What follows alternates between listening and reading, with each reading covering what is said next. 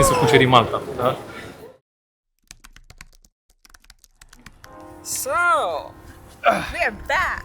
Suntem în ajunul Crăciunului! exact, în fața Bisericii Sfântului Ioan Botezătorul din... scrie aici.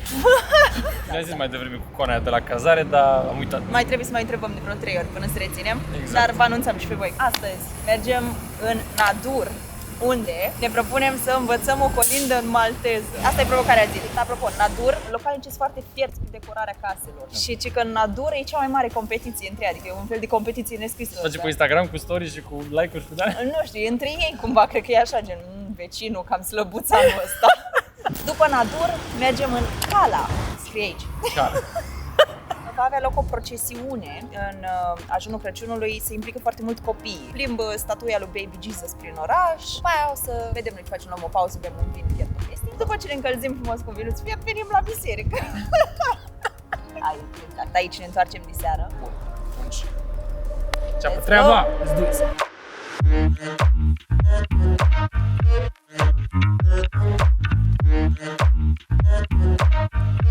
Dominăm, dirijăm și ardem. Unul dintre obiectivele și provocările sejurului acestuia a fost să găsim steagul Maltei. Și iată, este aici sus. E singurul steag, dacă nu mă înșel, care are... Stai că zic imediat, nu știm, pe de rost, uităm, că avem memorie de nucă.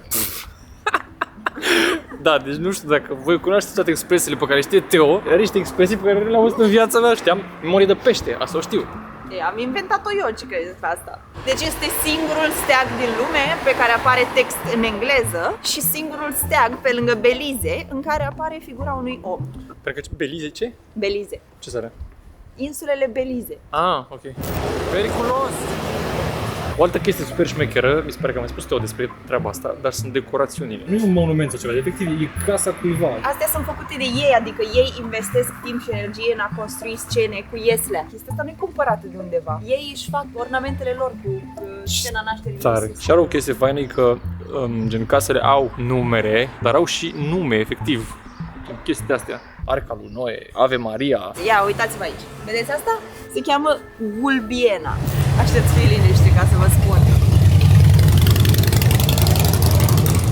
Aia nu mă deranjează, pot să fac câte glăgiri vrea. Una dintre tradițiile lor de Crăciun este să crească această plantă înainte de Crăciun. Am căutat, mă gândeam să creștem și noi, dar mi-a fost nene. Se pune planta asta lângă ieslea tradițională ca simbol al vieții noi și al purității. Totuși mai există o tradiție similară în alte țări. Se pune la încolțit. Grâu sau ovăz reprezintă rodnicie și belșug. Asta se întâmplă în Balcani. Tu ai auzit de ceva? Nu este în Balcani.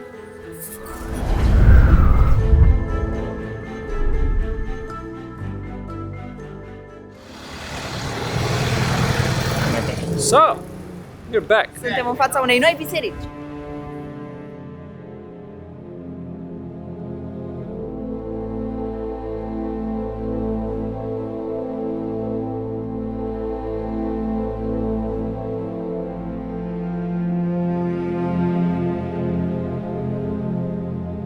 Bisericile sunt cele mai frumoase clădiri. De ce? Pentru că oamenii chiar își dau interesul să le facă frumoase. Nu, glumesc, nu orice altceva. Poți să încerci să fac din alea, votați în comentarii dacă sunteți de acord sau nu? Nu e nimic aici. Avem un perfect pentru colindă. Nu știu ce să zic. Pare cam pe sfârșite.Tă răutate! Nu sunt pe așa ceva. Parcă văd că mergem la el și aflăm că are o poveste din habar n-avem noi. O cântat omul toată viața în cor. Să mergem să vedem case, să vedem dacă sunt mai frumoase decât la noi în Checșua.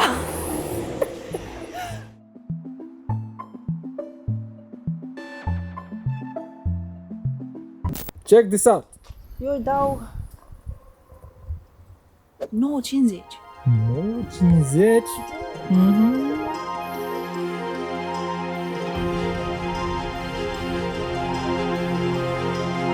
Aici nu se fură mere, se fură portocale. Hai să încercăm să îndeplinim misiunea cu colinda. Să înceapă operațiunea.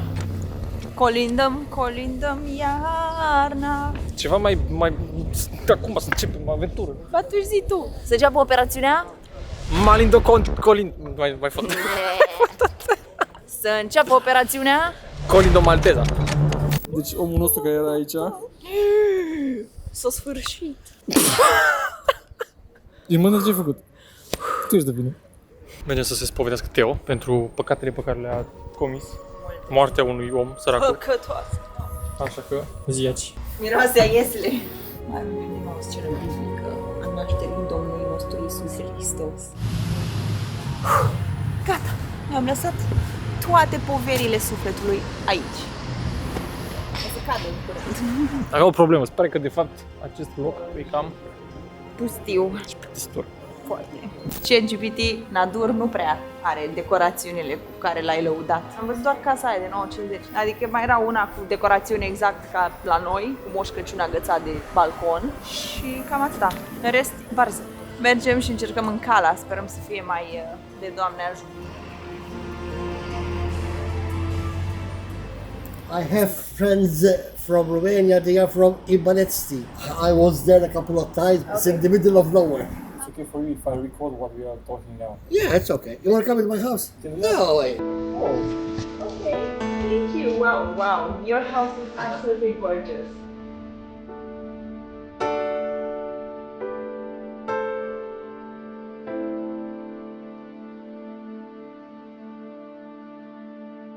What's your name, by the way? Teo. I'm David. David. My name is Chris. You buy new things every year? Some things I keep from one year to another. You know, you put them away, then you bring them back up. you Yes. know. We were wondering if you could maybe teach us that carol a bit, just a Yeah, bit okay, maybe. okay. Voice test. Okay, this is a Maltese Christmas carol, which is a lullaby, and it goes something like this.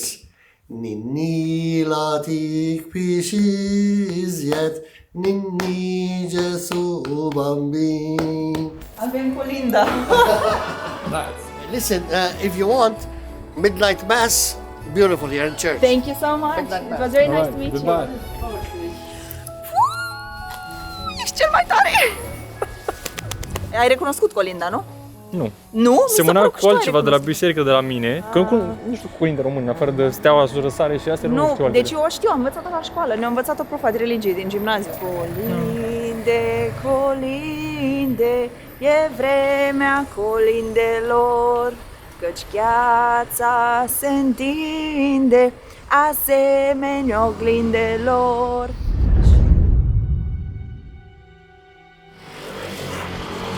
Inima.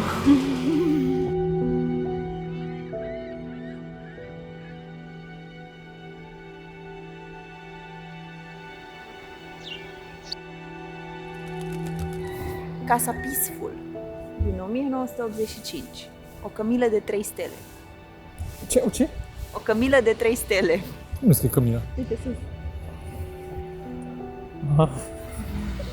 Ce le face atât de frumoase, nu neapărat decorațiunile în sine, cât arhitectura casei și modelul ușilor și al Cred că și aia joacă, da. Nice. Uite. L-avem pe Baby Jesus chiar aici. Îi dau eu casa este a 8,50.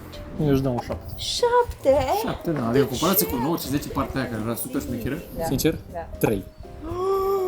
3! La vezi nicio cum casă arată? de aici nu aș da 3. Cărămida asta așa arată foarte vintage și merge bine cu culoarea verde a pervazului. Cum să o ornezi casa așa? Hai, capna. Ce notă îi dăm? Pentru mine e perfectă.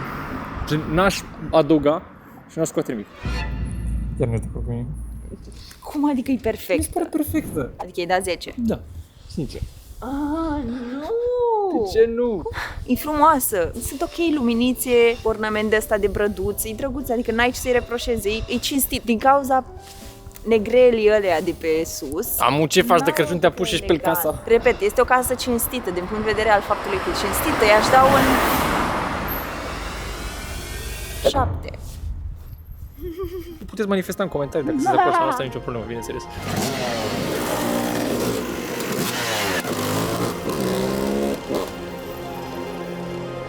Și am ajuns în Cala.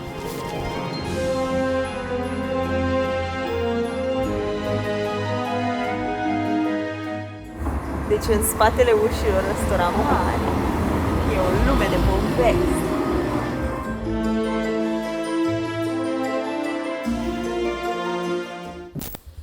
avem o expoziție la etajul superior, vă invităm cu noi.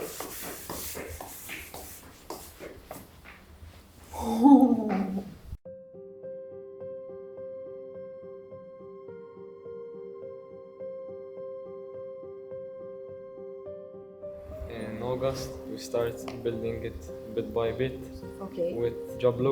It's like foam, white foam. Then we start making the houses and sketch everything out. This is your crib. Yes, it involves everything in Ala, in this village. For example, the church, Ok. the two chapels. So you made this by yourself? Yes. Just you? Wow, it took you a few months from August Yes. till December. How much money do you spend on this? Roughly mine 300 euro.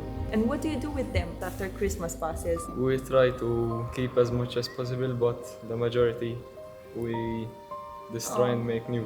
Does it have a special name? The exhibition is named الآلات السحر بالبرسيبي. Does it have a translation in English? Ala enchants with cribs. I make them move. This rotates and pushes forward and backwards. You made this at your house? No, I make it here. How old were you when you started making these? I was 8. 8 years old? Yes. At the beginning they were looking like this? Yes, yes. And then you Yes. come from doing this to this. How old are you now? Now 15. 15. ¿Qué piensas de esta exposición? În primul rând, sunt foarte fascinată de ce minunății fac copiii ăștia. Tu ai văzut, încep pe la 8 ani și cu chestii micuțe așa la școală și ajung să facă minunăția asta din august până în decembrie. Îți dai seama ce muncă e acolo de câteva luni. Și asta că după aceea să fie distrus. Dar adevărul e ce să faci cu ea? Că după aia anul viitor vrei să faci alta. Exact, Că asta da. e tradiția.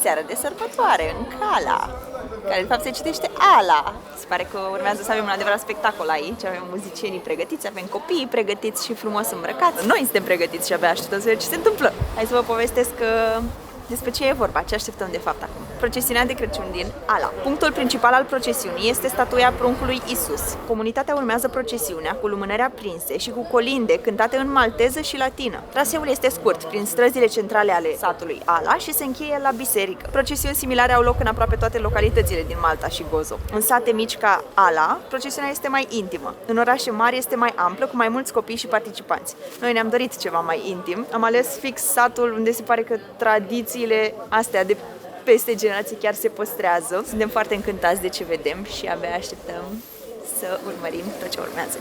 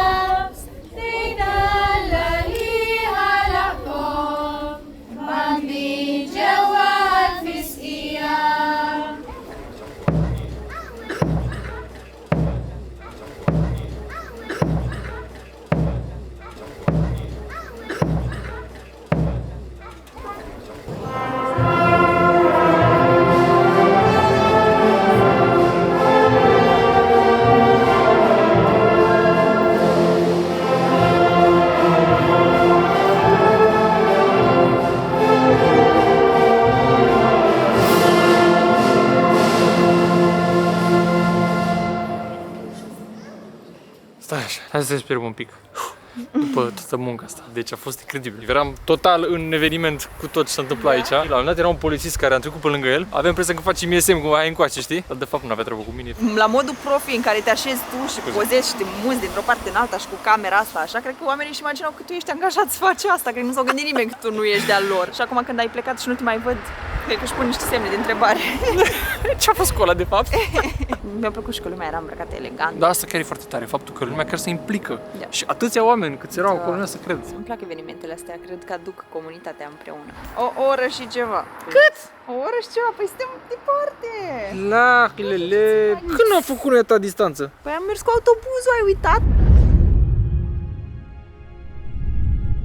Mi se pare foarte fascinant cum se creează organic tradițiile astea, știi? Adică la noi n-auzi de așa ceva, să se plimbe cu statuia lui Iisus pe stradă oamenii. Păi și care crezi că e diferența între ei și noi? Poate că ortodoxi n-au avut chestia asta. Dar Știi? nici și catolici la noi au? N-au. Păi și religios vorbind ce avem în România? Ca și tradiție de Crăciun, în afară de băut și mâncat. Cam nimic.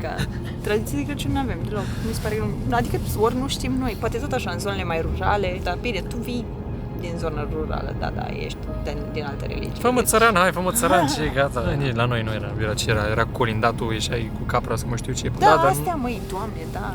Dar bine, cine nu mai sunt colindă dar azi? dar nu sunt religioase. Astea cu capra, etc. Astea nu sunt religioase. Sunt păgâni.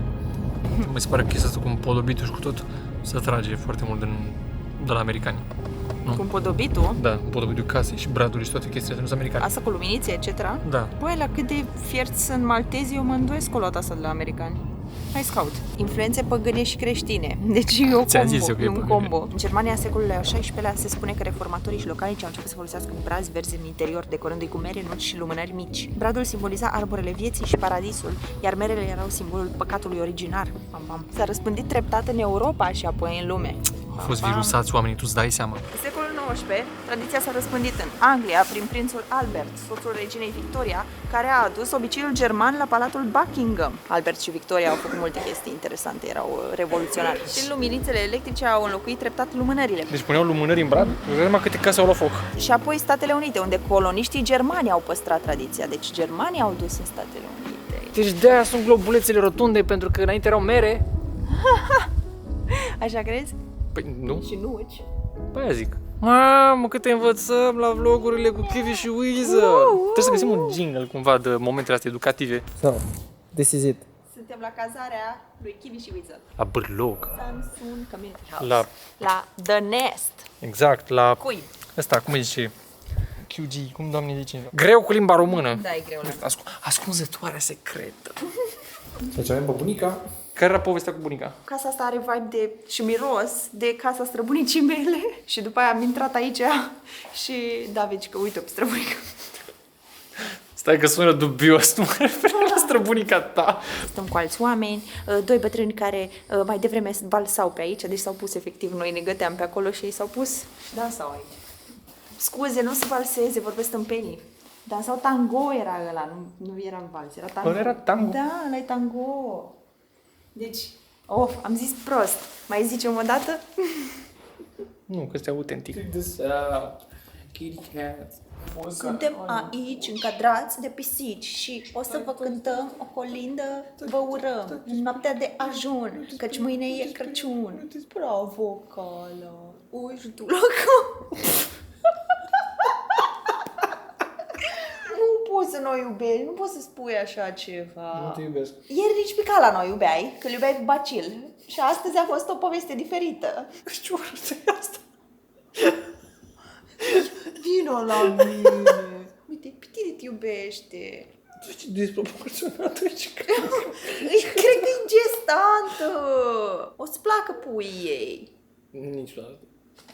Te-au durat cum fapt o mâță într-un dulap. Hai, vine la mine tu, frumosule. Hai să învățăm. Ai zis că e gerantă cum frumosul e. Gestantă! Mamă, deci acum am rămas fără niciun pisică.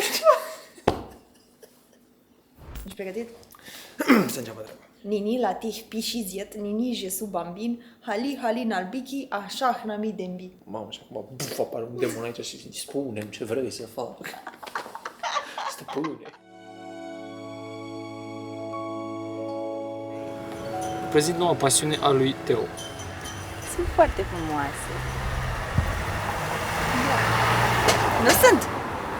Nu sunt frumoase? Mă sunt cum să nu fiu. Păi... Momentan pare că ne-am luat puțin țeapă, ne-a zis baba aia de azi că să venim la 10:30, că la 10:30 începe slujba. Aud clopotele, dar n-aud slujba. Oare au o altă intrare pe undeva?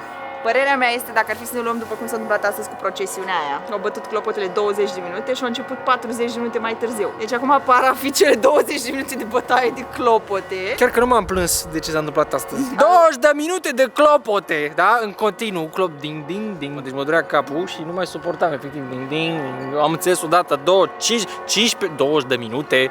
Nu mai am o ciocolată de aia cu coniac.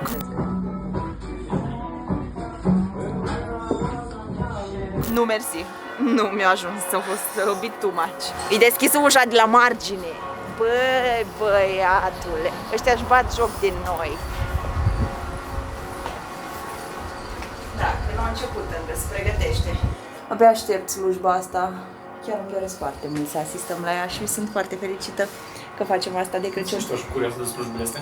Admir foarte mult ritualurile și mă impresionează și cred că a cânta și a te ruga cu alți oameni emană sentimente foarte înălțătoare și le simt când asist la ritualuri, adică mă emoționez și eu și aproape îmi dau lacrimile. Îmi place foarte mult să observ ritualuri diferite din culturi diferite. Asta vreau să vă prezint și vouă, dar l-am anunțat pe David că este doar prima slujbă dintr-o seară de Crăciun la care îl rog să asiste, dar vor mai fi ritualuri budiste, ritualuri hinduse, taoiste, Ce?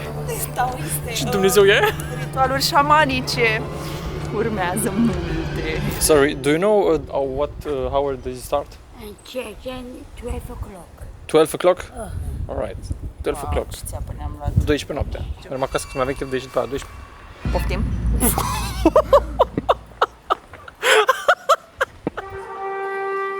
Eżis tutti, inġbarna għaw fl-imkien il-lejla biex infakru ġrajja li seħħet aktar minn 2000 sena ilu.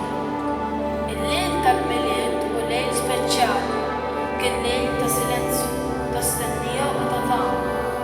U f'din is-sija qadisa meta l-qalb tagħna tħoss il-ġmien ta' Ġesu bambin.